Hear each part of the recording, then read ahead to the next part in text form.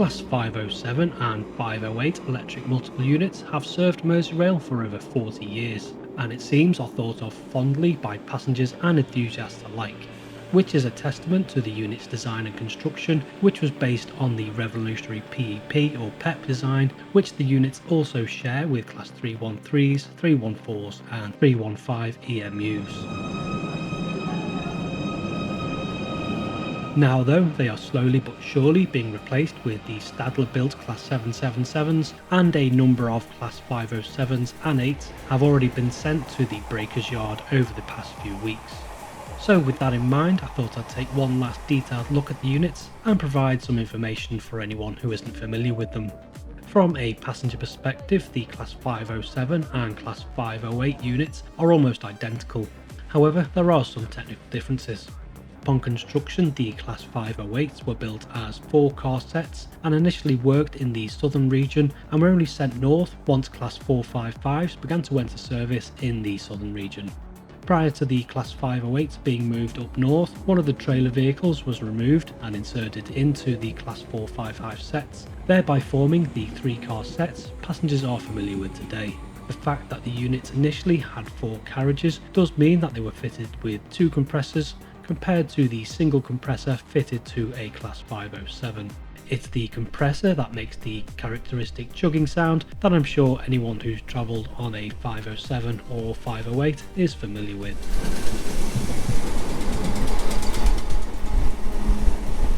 The 508s also had passenger door controls, which were used when operating in the southern region. However, they were blanked off before their introduction with Merseyrail, with all doors on Merseyrail trains opened and closed by the guards. Both the Class 507 and 508s were constructed around the same time, with 43 Class 508s constructed between 1979 and 1980 by British Rail Engineering Limited at their Holgate Carriage Works, whilst 33 Class 507s were constructed between 1978 and 1980. The first Class 507 entered passenger service on the Merseyrail network in November 1979. Whilst the first 508 didn't enter service on the Merseyrail network until 1984. The technical specifications of the 507s and 8s are largely identical, and both sets have a top speed of 75 miles per hour or 120 kilometers per hour, with current from the third rail powering 4 82 kilowatt GEC traction motors per power car. The front and rear driving carriages are both powered, whilst the centre trailer car is unpowered. Although the units have spent most of their lives working on the Merseyrail network, a number have worked elsewhere. In 1998, Connex South Eastern leased 12 Class 508s, which were in storage at the time, with 12 units working until 2006, after which that number was reduced to just 6 working in the southeast until 2008, when the remainder were withdrawn. 3 Class 508s were also leased to Silverlink in 2003 for use on the Watford DC lines, where they worked until around 2007 or 2009. When the units were initially introduced, they had 3+2 seating with low back seats and a seating capacity of 234. Then in the 1990s, the units were apparently modified, with the seating capacity reduced to 222.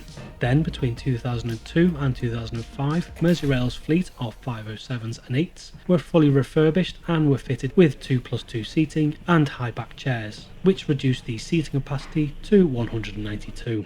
During the refresh, the units also had new light clusters fitted, as well as new flooring and dot matrix displays. It was also during the refresh that the trains were wrapped in the distinctive liveries, which made use of the Merseyrail colour but incorporated into a modern design. The new light clusters with the new livery made the units appear more modern than they actually were. Despite being fitted with 2+2 seating, the units retained the seat grouping, with pairs of seats facing each other, which seems to work on these units, particularly as the units are frequently used by groups of people heading into Liverpool for nights out. I wouldn't say the seats are especially comfortable, but they do perhaps feel a little less firm than those fitted to the Class 777s. However, with journeys on the Merseyrail network typically less than 30 minutes, comfort isn't the number one priority, and they're certainly adequate. The seat grouping is fine for groups of people, but can feel a little bit cramped if you're travelling on your own and sat with 3 other people. and I've regularly seen people preferring to stand rather than sit directly opposite someone else. Air conditioning is provided by opening the windows, which can be a bone of contention for passengers, as when the windows are open, the noise from outside can sometimes almost be deafening, especially when travelling through the Liverpool loop with wheels screeching around the tight curve. Despite the unit's foibles, they have been solid, reliable workhorses for over 4 decades, and in recent years, Merseyrail has regularly appeared towards the top of UK operator reliability tables. And the units have been great for moving large volumes of people around the Liverpool city region and beyond, serving as far south as Chester. Having said that though, I personally won't miss the units, although I have had some fond memories of nights out in Liverpool and Chester that began with a journey on a 507 or 8. I just feel that they're now well past their best, and the Class 777 are just so much better in almost every way. But that's just my opinion. Let me know in the comments if you'll miss them and if you have any fond memories of the units.